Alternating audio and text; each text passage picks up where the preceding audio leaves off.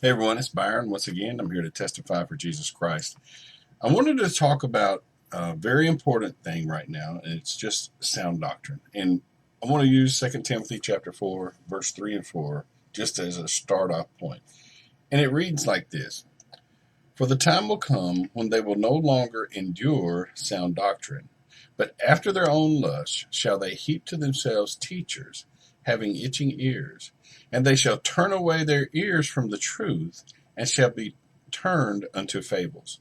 I just wanted to start off with that right there, just saying that is a prophecy, a time that Paul spoke of when fables will become more important than sound doctrine.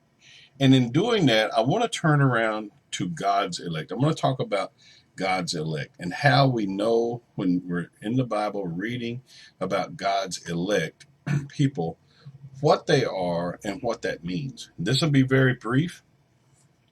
And then I'm going to leave a slide at the end. And then that slide is going to have every verse in the New Testament that uses the Greek word eklektos, which is eklektos in English, is used to put in the English word elect, and then also chosen. So let me just talk about eklektos. It's Strong's word 1588, Strong's Greek word 1588, and it means just to imply favorite. And the English words used, as I've mentioned, is chosen and elect. A verse that I want to use that it's used in is Matthew 24:22.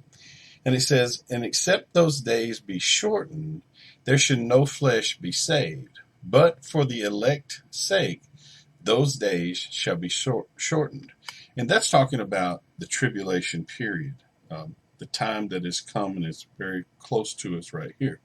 One other verse here that uses God's elect, and is from the same scripture, Matthew 24, verse 31. And he shall send his angels with a great sound of a trumpet, and they shall gather together his elect from the four winds, from one end of heaven to the other. So if you read Matthew 24, you'll see that there's several things mentioned in Matthew 24. In the case with the word elect, the scripture is referring to saints of God. There are people that say tribulation saints. If you go to Revelation, there's a place where saints came out of great tribulation. Sometimes when you're listening to people, they'll talk about, we're not going to be around for that. They'll talk about the rapture, and the rapture is a separate event from the coming of Christ. But if you pay attention to Scripture and you watch what's happening in Scripture, you'll start seeing places in Scripture that conflict with the storyline of the rapture. In this particular case, we're talking about the gathering in Matthew 24:31, gathering together of the saints. You could use the English words caught up, to be caught up together with the Lord, gathering together. 2 Thessalonians chapter 2, Paul speaks in verse 1, he speaks of the gathering together of God's people. In this particular case, elect. And I just want to leave you finally with a slide that just shows the verses of Scripture that the Greek word eklektos is used in the New Testament. It's not always going to be the English word elect. You'll also see the word chosen there too.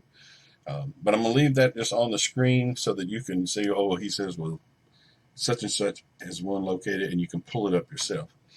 This is very fundamental and critical in order to understand sound doctrine, because if we miss all the places where God's elect are mentioned, then someone can easily come by and say, well, here's my fable, here's my storyline, and you can begin to believe the fable or the storyline. But if you know what to listen for, such as elect, etc., in Scripture, you'll realize they actually are contradicting. In their storyline, there's contradictions that conflict with Scripture and also in their own talking. So I'm going to leave this with you here.